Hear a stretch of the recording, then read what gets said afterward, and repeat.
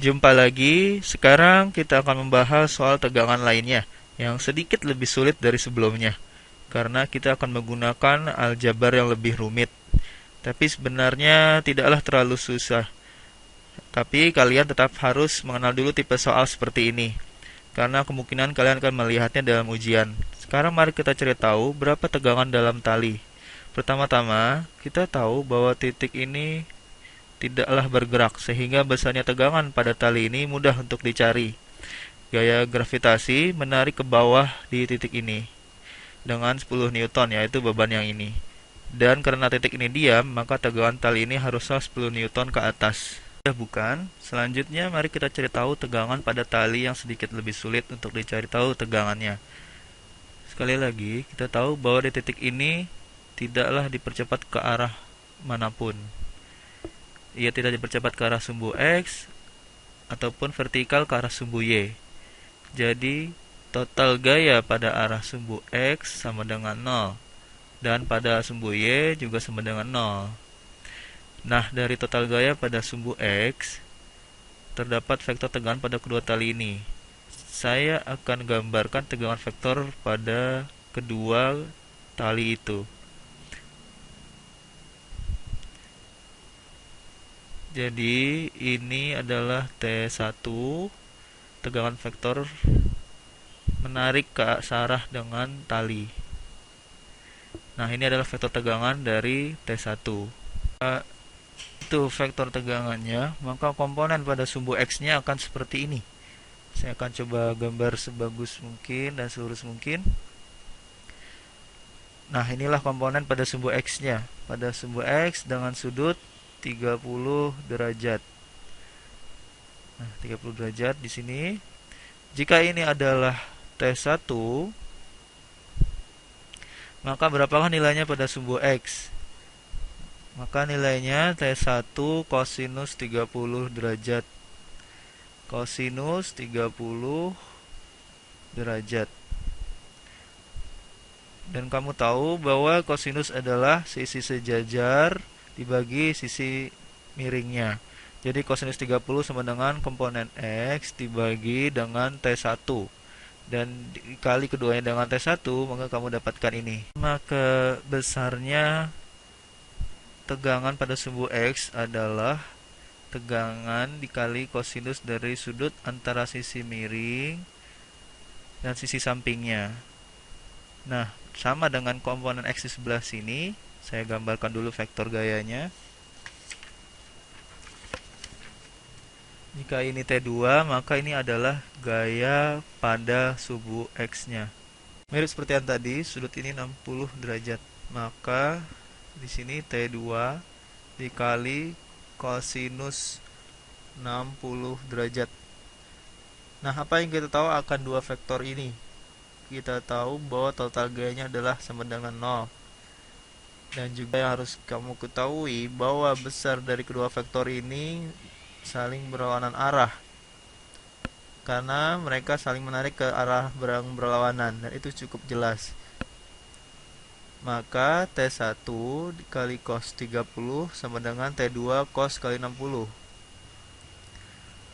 Nah, T1 dikali cos 30 derajat sama dengan T2 dikali kosinus 60 derajat. Nah, kita bisa pindahkan T2 ke sebelah kiri, dan biar juga bisa hemat tempat untuk menuliskannya. Nah, berapakah kosinus dari 30 derajat? Kalau kalian belum menghafalnya, besarnya adalah akar 3 dibagi 2. Nah, karena ini ada T1 dikali T1. Nah, berapakah kosinus dari 60? Saya akan bawanya langsung ke sebelah kiri. Kosinus dari 60 adalah setengah. Jadi kita dapatkan setengah dikali T2. Saya langsung pindahkan ke sebelah kiri. Minus 1/2. Saya tidak menuliskan semuanya, semua langkah-langkahnya untuk menghemat tempat. Kali T2 sama dengan 0. Nah, saya harap jika kalian sudah mengikuti video-video sebelumnya, maka akan cukup mengerti apa saja yang sudah terlengkap. Nah, sekarang kita punya akar 3 per 2 T1 dikuras setengah T2 sama dengan 0. Nah, itu adalah sebuah persamaan. Nah, satu persamaan dengan dua variabel yang tidak ketahui, ini belum bisa diselesaikan. Tapi sekarang saya beri kotak saja dulu sekelilingnya. Untuk nanti kita lihat kembali. Nah, sekarang coba kita lihat pada sumbu Y. Katakan ini komponen Y dari T1 dan ini komponen Y dari T2. Nah, sekarang apa yang kita ketahui dari keduanya? Nah, kita tahu gabungan keduanya akan menarik ke atas. Gabungan ini harus mampu menahan gaya gravitasi yang ke bawah. Karena titik ini diam dan atau tidak bergerak, maka kedua komponen tegangan Y ini saat kamu jumlahkan semua, tegangan gabungan ke arah atas haruslah 10 Newton. Apa saja gaya pada sumbu Y-nya? Jika ini T1 cos 30 derajat, maka yang ini harusnya T1 sinus 30 derajat. Jadi T1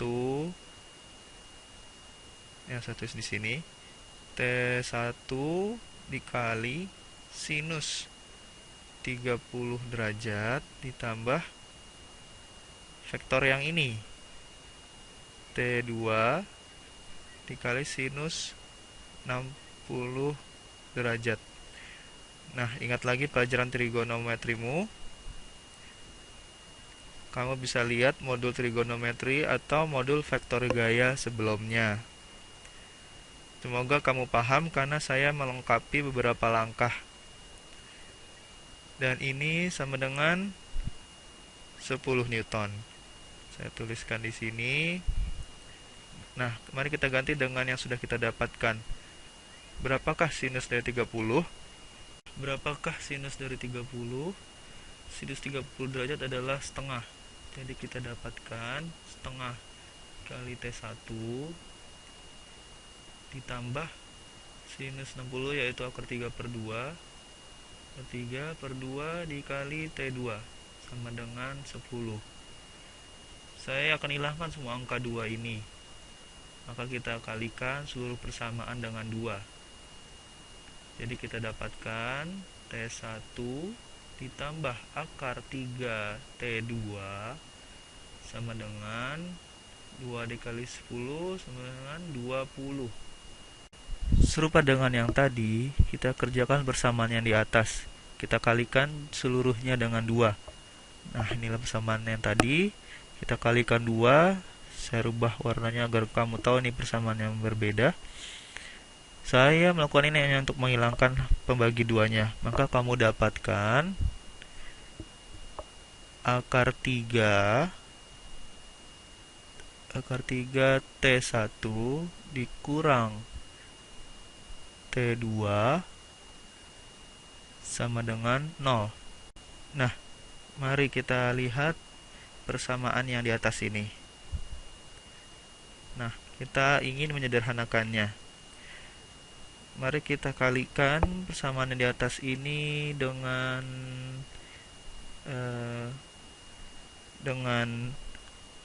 mari kita kalikan dengan akar 3. Akar 3 T1. Nah, ini hanyalah untuk menyederhanakannya. Akar 3 dikali akar 3 sama dengan 3.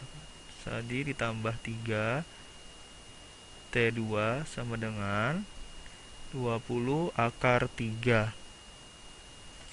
Sekarang yang ingin saya lakukan, saya tahu saya melakukan banyak manipulasi perhitungan di sini, tapi saya harap ini sedikit hanya mereview aljabar untukmu. Mari kita gabungkan dua persamaan ini karena terdapat variabel yang sama. Nah, saat kamu menggabungkannya, maka akar 3 yang ini dan ini akan habis karena besarnya sama.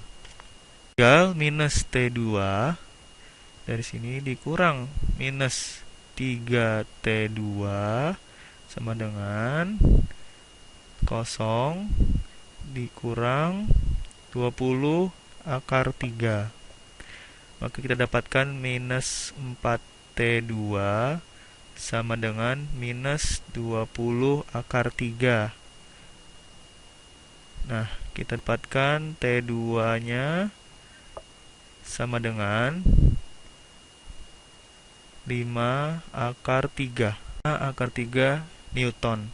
Nah, itulah tegangan pada tali ini. Nah, sekarang kita akan menggantikan dan mencari tahu berapa besarnya T1. Ada persamaan ini. Jadi kita punya akar 3 dikali T1 dikurang T2. Nah, sekarang T2 nya kita sudah tahu, 5 akar 3 sama dengan 0.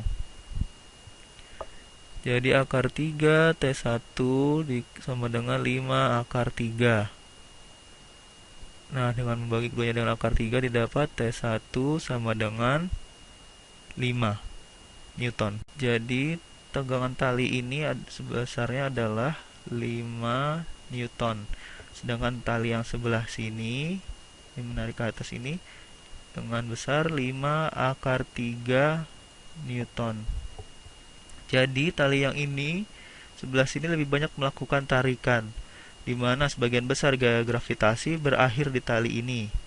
Nah, masuk akal bukan? Karena dia lebih terjal sudutnya, dan karena lebih besar sudutnya, maka ia lebih banyak menyumbang pada komponen tegangan di sumbu Y. Nah, kapan saja kamu kerjakan soal seperti ini, lakukanlah cek kondisi realnya untuk memastikan angka kamu masuk akal. Jika kamu lihat gabungan tegangan itu lebih besar dari 10 Newton, itu masuk akal karena sebagian gaya tarik mereka habis karena saling tarik-menarik pada sumbu horizontal. Baiklah, kita bertemu lagi pada video berikutnya.